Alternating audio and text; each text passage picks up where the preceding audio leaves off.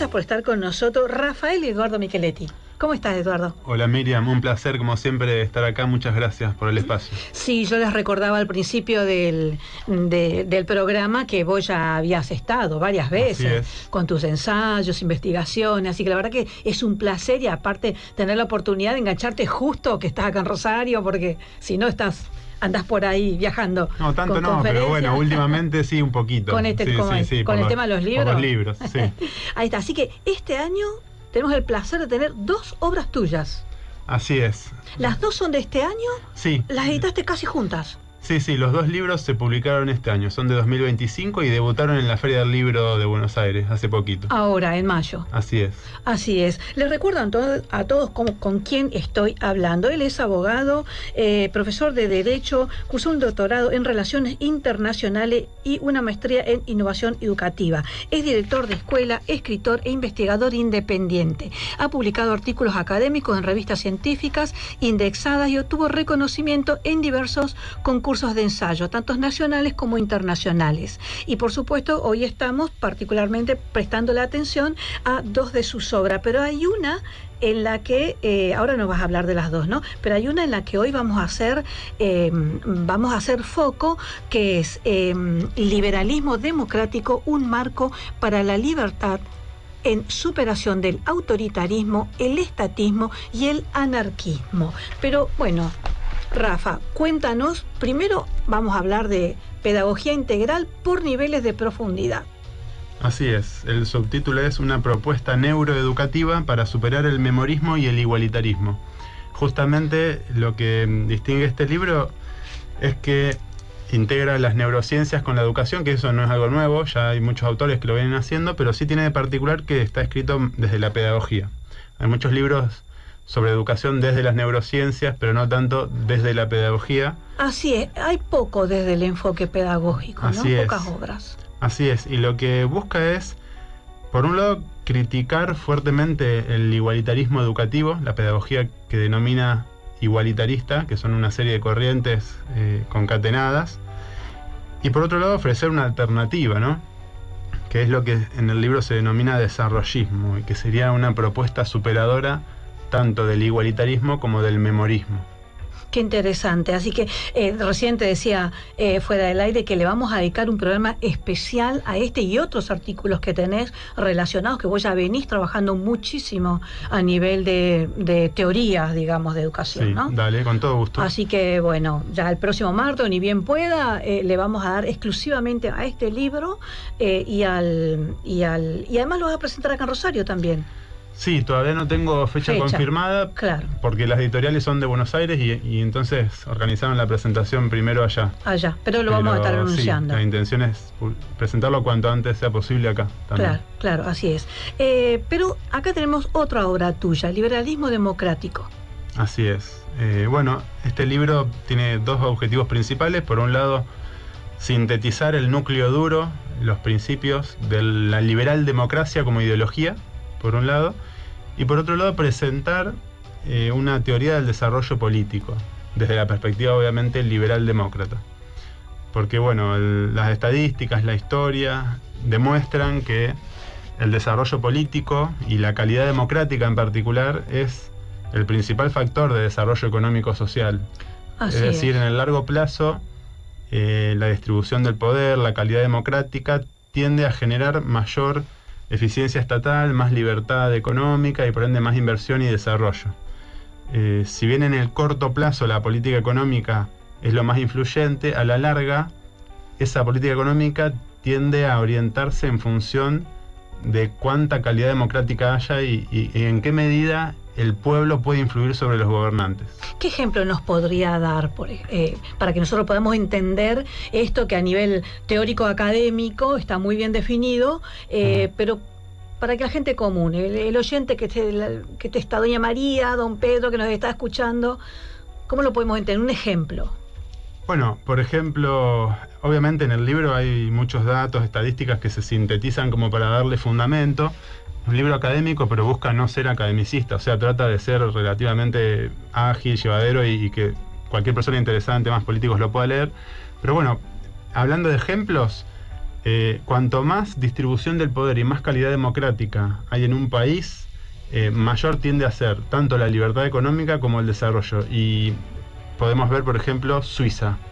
Suiza es un país con muy alta calidad democrática, gobiernos muy representativos, mucha transparencia y mucha participación ciudadana. Hay una democracia cuasi directa en Suiza. De hecho, es un modelo que se analiza particularmente en este libro. ¿Hay democracia directa ahí? Lo que cuasi sería, directa. ¿Cuasi directa en los cantones suizos? Sí, a nivel comunal, a nivel comunal, digamos, a nivel cantonal y a nivel federal. En los 3 niveles hay democracia directa con distinta intensidad. Obviamente a nivel local es mayor la intensidad. Y bueno, por ejemplo, cada 4 meses votan, juntando solamente 100.000 firmas, pueden obligar a una votación popular vinculante. Ahora, ¿eso se daría, como en este caso, en comunidades pequeñas? Porque, ¿cómo sería, Suiza, por ejemplo, acá en Argentina? ¿Sería imposible llevar adelante o no tanto? Suiza tiene un país, tiene una población de 10 millones de personas aproximadamente. Claro. No es un país de los más, o sea, es tirando a pequeño, pero tampoco de los más pequeños. Y lo que se plantea acá en el libro es que en realidad la calidad democrática es una cuestión de grados, ¿no? Gradual. Con lo cual no se trata de que el día de mañana generemos un sistema como el de Suiza, sino que progresivamente vayamos distribuyendo el poder, consolidando la división de poderes, claro, el concepto, generando más influencia del ciudadano, y de a poquito nos podemos ir acercando a ese modelo casi utópico que parece Suiza. Pero bueno, son seres humanos iguales que nosotros. Obviamente quizá la cultura sea otra. Claro, porque también estamos hablando de una idiosincrasia totalmente diferente, ¿no? O sea, sí, un Estado que nace en democracia. Y entonces eso hace también que tengan un ejercicio democrático que quizás a nivel América Latina, en particular Argentina, lo hemos tenido. Sí, pero el salto cualitativo, la gran transformación en materia de distribución del poder es la democracia liberal. Democracia liberal que no es necesariamente liberal en lo económico, ¿no? El concepto de democracia liberal viene de la ciencia política, es una democracia liberal en lo político, una democracia con división de poderes, rendición de cuentas, Estado de Derecho, igualdad ante la ley, elecciones libres y competitivas. Entonces, esa democracia liberal es una democracia que garantiza, asegura ciertas libertades básicas. Y todos los países que han construido y consolidado democracias liberales durante varias décadas han tendido a un desarrollo elevado, que eso también está descrito y explicado en el libro. Con lo cual no hace falta que pensemos tampoco en el modelo suizo, si nos parece muy lejano, en algo ideal. Por lo menos garanticemos la democracia liberal, que simplificadamente son división de poderes y elecciones libres y competitivas. La división de poderes todavía no está consolidada en Argentina. Cada gobierno que asume, creo que el más prolijo en eso fue el de Macri, pero cada gobierno que asume en general quiere concentrar el poder, delegación de facultades legislativas en el Ejecutivo, gobernar por decreto, tratan de interferir en la justicia. ¿Ves algo de eso ahora en el gobierno de Milei? Y lamentablemente sí, que me preocupa. Hay como un autoritarismo también. Si en un momento decís, ¿no? Hay como una preocupación. Espero que no prospere, que sea algo del momento y no evolucione, pero lamentablemente tengo que decir que sí, lo veo. Se ven ciertos rasgos. Hay cierta intolerancia hacia la prensa, hacia la crítica, hay una fuerte delegación de facultades legislativas en el Ejecutivo, hay gobierno por decreto, y hubo un intento de nombrar 2 jueces en la Corte Suprema por decreto, que eso, bueno, de haber prosperado, por suerte no prosperó. El caso Lijo, ¿no? Sí, Lijo y García Mansilla. Lijo, sí. Y por suerte no prosperó, que además, bueno, la figura del hijo es también muy polémica. Muy conflictiva de por sí. Para la Corte Suprema. Pero bueno, hay cierta tendencia ahí a la concentración del poder político, que es un poco una contradicción, ¿no? Porque Milei, por un lado, distribuye poder económico, o sea, libertad económica, pero por otro lado, tiende a concentrar el poder político. Claro, claro. Y eso, bueno, en el libro se explica y se citan también casos, estadísticas y demás. Eso, a la larga, estalla. Es decir, vos necesitas distribuir poder político y poder económico en paralelo, en simultáneo. Para las dos cosas defender la libertad política y la libertad económica, la calidad democrática y después sí, tratar de maximizar lo que es achicar el Estado, bajar impuestos, generar mayor capacidad de ahorro y de progreso de parte de la gente. Esto quizá tiene que ver con lo que, bueno, mi próxima pregunta que iba a ser, ¿por qué considerás urgente volver a pensar la libertad desde una mirada demoliberal?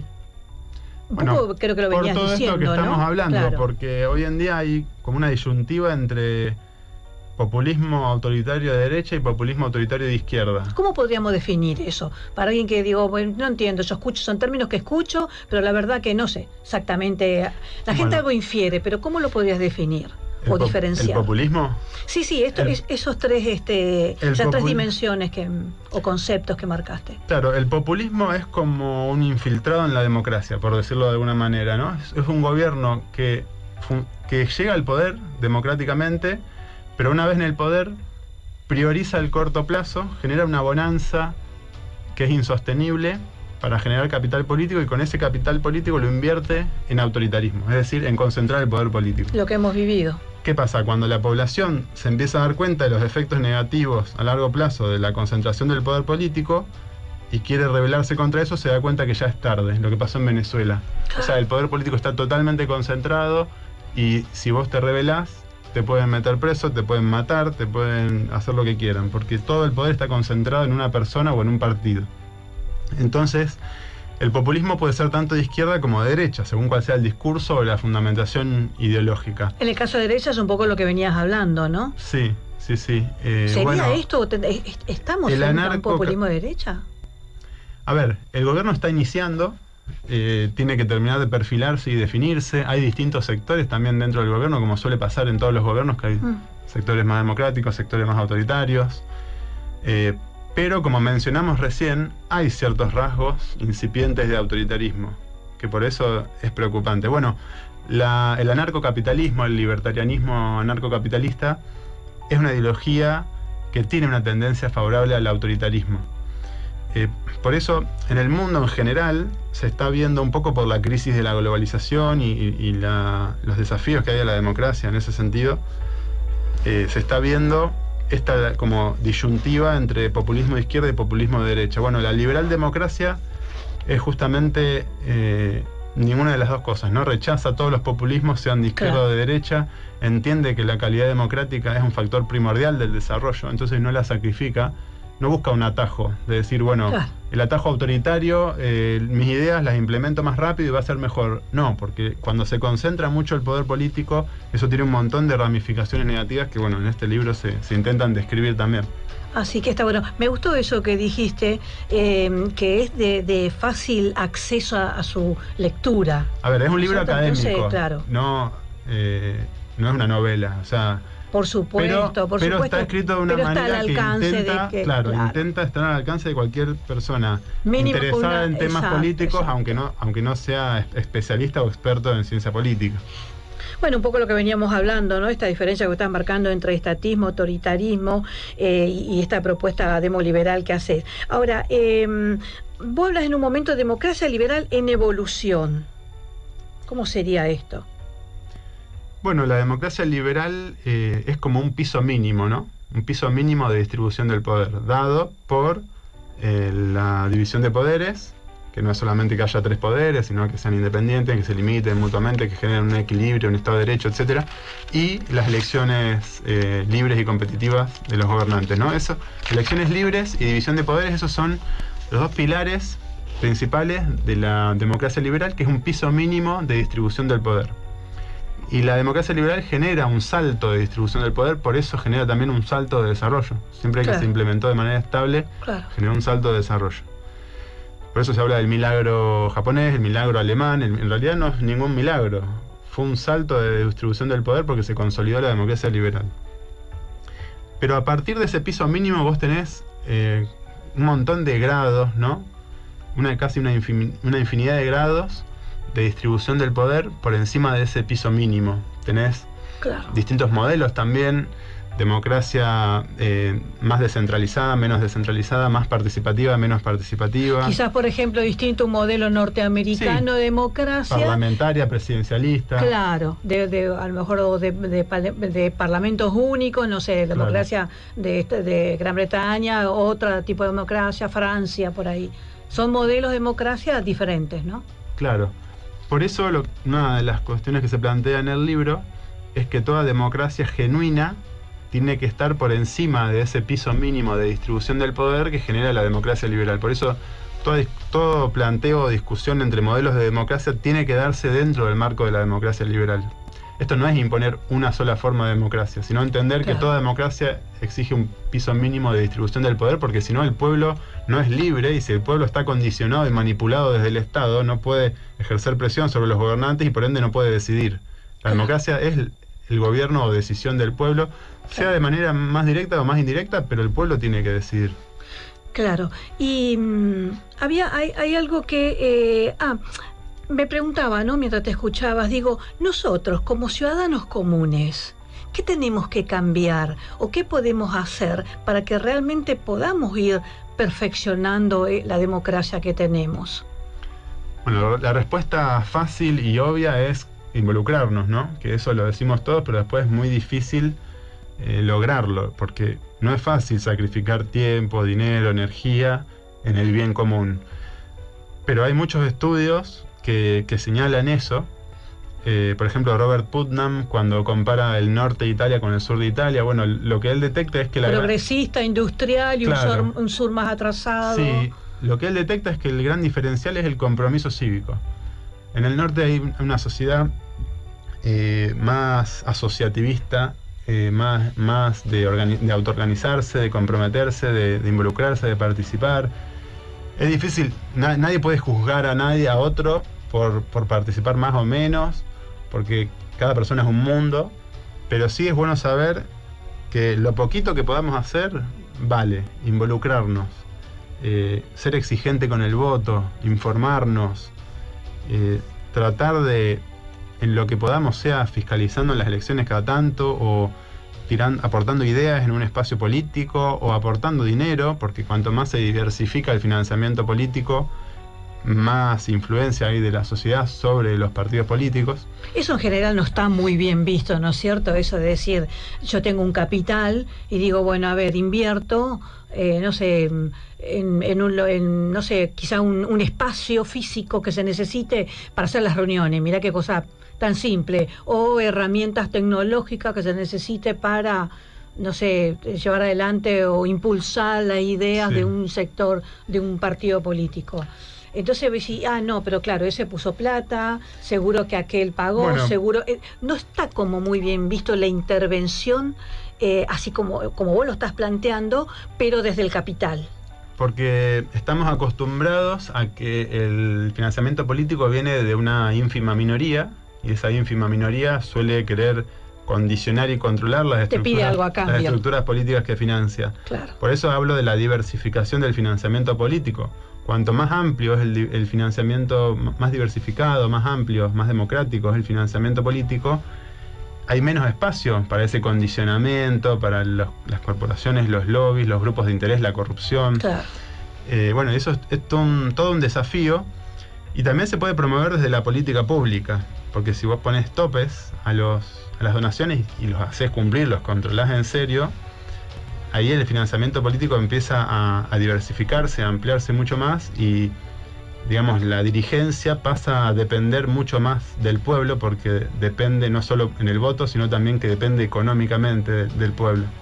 Claro, es interesante esto que estás marcando. Sí, la verdad que el liberalismo democrático creo que nos desafía un poco a pensar desde otro lugar, ¿no es cierto? Al desarrollo del pensamiento crítico, que creo que a nivel social nos falta bastante, ¿no es cierto? Esto de pensar y ser críticos con nuestros propios... a ver, nosotros vamos a elecciones, tenemos un candidato, si realmente no cumple o no hace, yo no sé, lo único que hacemos es quejarnos, criticar, pero no sé si nos posicionamos o tenemos suficiente desarrollo del pensamiento crítico como para decir, bueno, esto está bien, esto está mal, esto te exijo, esto porque no lo hiciste, o sea, de exigir a nuestros candidatos elegidos, digamos. ¿Vos cómo lo ves a eso? Sí, ser exigente con el voto es importantísimo, es como un primer gran paso.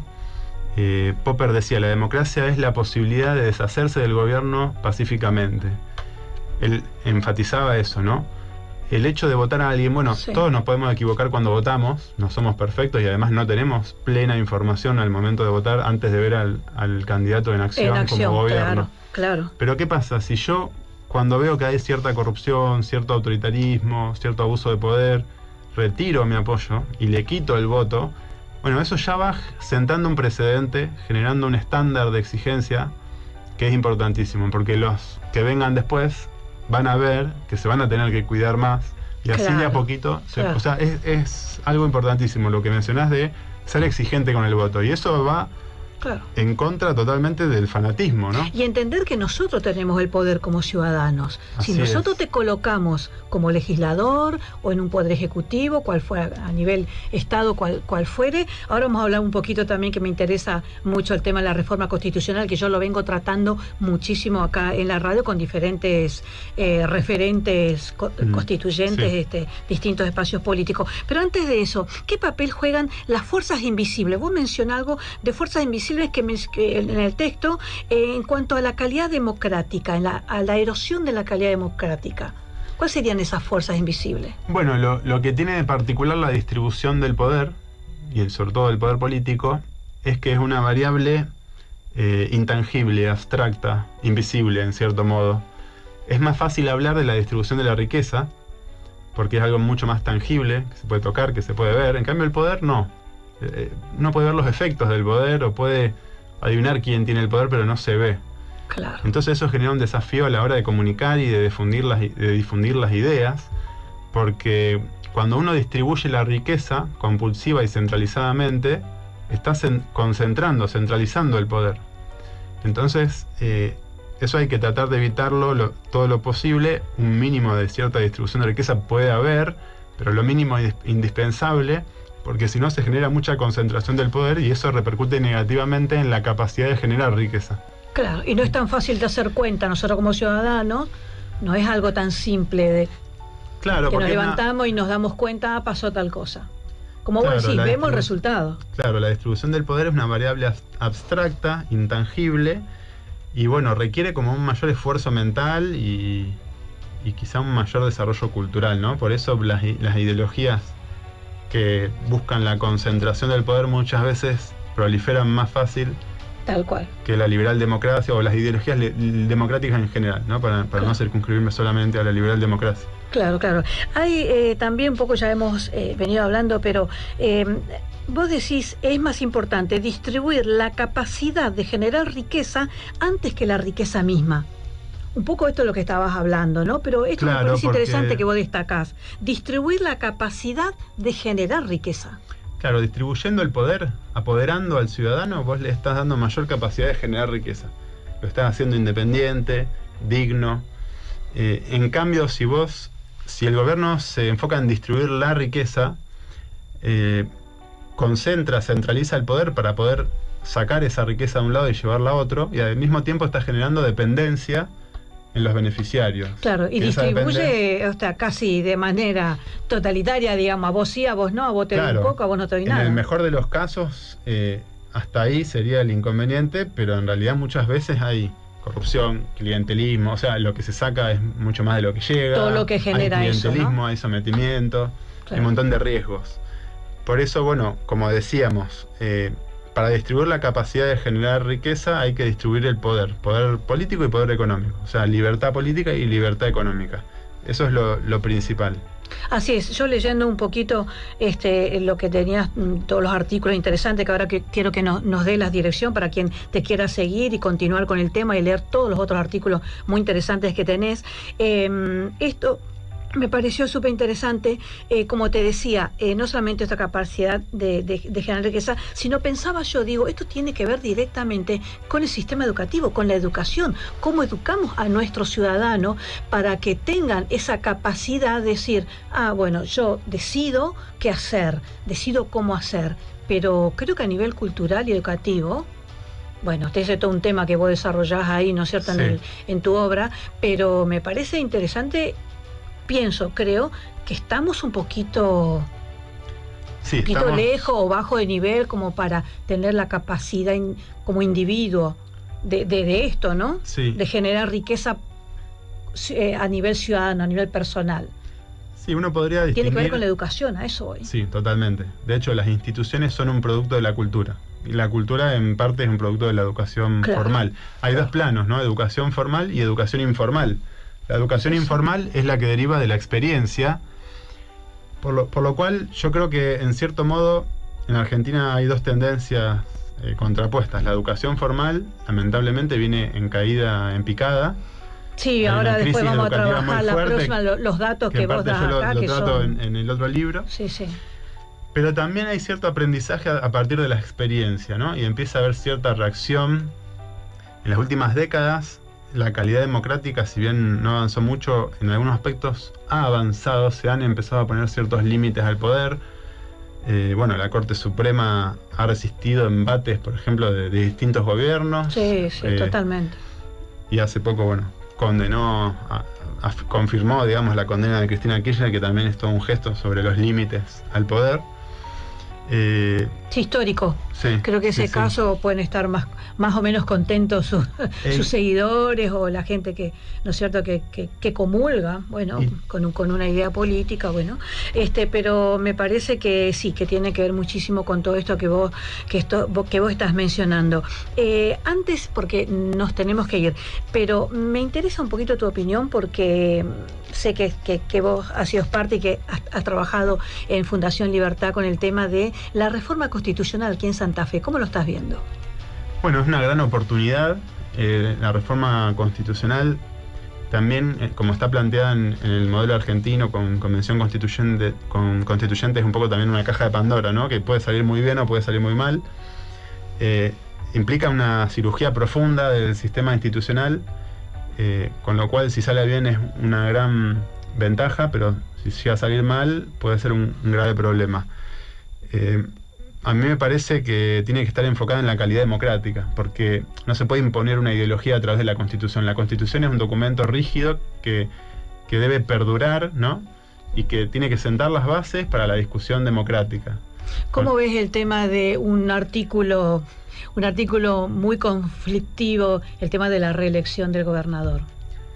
A ver, si se habilitan dos periodos, o sea, una sola reelección, y después nunca más podés volver a presentarte, no lo veo mal, porque hoy en día, si bien hay un solo periodo, después vos dejás pasar uno y podés volver a presentarte indefinidamente. Entonces se da la posibilidad de que a través de un binomio político, de una asociación política, se puedan un grupo perpetuar en el poder. 2 mandatos y después nunca más, yo no lo veo mal. Acá sectores de la oposición, referentes, diría yo que ya hoy conocida a nivel nacional, como la señora Amalia Granata, está absolutamente en contra, y otros referentes de su espacio, ¿no? Absolutamente en contra. Dicen que, según ellos, es la idea primordial de esta reforma, es ahora, eso. Tampoco estaría mal un solo mandato y nunca más. Esos son distintos modelos. Esa es la letra chica, digamos, lo importante, ¿no?, es que haya alternancia. Así es. Ahora, si se habilita un nuevo mandato, un segundo mandato, eso sí, no se tiene que incurrir en esa truchada de decir que el primero no contó porque fue por otra constitución. No. O sea, en este caso, Puyaro ya tendría uno y solamente podría uno más. Además, no él, dos. al votar con la constitución anterior, jurar sobre la Constitución, ¿le correspondería? Y eso es una discusión jurídica muy Depende de la letra, fina, que se puede interpretar para cualquiera de los dos lados, sinceramente. Lo tendrá que resolver en todo caso el Poder Judicial. Claro, así es. Sí. Rafa, por supuesto, agradecerte otra vez más, es un placer siempre charlar contigo. Te espero para charlar sobre pedagogía integral por niveles de profundidad, una propuesta neuroeducativa para superar el memorismo y el igualitarismo, es el próximo libro que vamos a tratar acá. Pero decime, para quien esté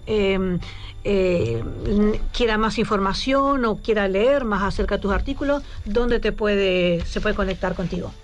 Bueno, me puede buscar en las redes, Rafael Micheletti, en Instagram, ex Twitter. Sí. También tengo un blog, rafamicheletti.blogspot.com. Micheletti es CH. Me parece súper interesante tu Bueno, blog, muchas porque gracias. la verdad que uno es de fácil navegación, uno encuentra todos los títulos, todos los segmentos y Bueno, puede, muchas gracias. así que me parece súper interesante. Y si quieren- Les recomiendo el blog. Y si Yo quieren que- comprar los libros, Sí. en Mercado Libre, próximamente también en Amazon y otras plataformas, ya pero están los dos. hoy en día están los dos en Mercado Libre. Bueno, así que les recuerdo, Liberalismo Democrático de Rafael Eduardo Micheletti, se escribe Micheletti, ¿no es cierto? Sí, Bien CH italiano. doblete, sí, sí, sí. CH Micheletti está, así que en Amazon, no sé si ya está en Amazon, pero en Mercado ahora- Libre seguro, ahora porque lo están vi. en Mercado Libre y próximamente también en Amazon. Y en alguna el de librería pedagogía, acá la vamos a perdón, tener. El de pedagogía sí está en Amazon también. Ah, El bien. liberalismo todavía no. Pero en bien. Mercado Libre están ambos. Y en algunas librerías probablemente también pueda aparecer. Así que bueno, me pasás la información y lo vamos a seguir charlando. Muchas y te gracias, Miriam. espero para la próxima con este libro. Nosotros llegamos hasta acá, los espero el próximo martes. Chau, chau.